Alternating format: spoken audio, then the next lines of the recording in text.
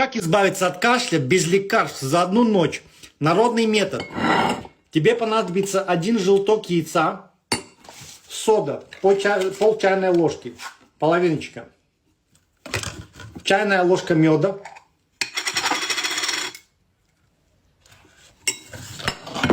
и немножко молока теплого, комнатной температуры.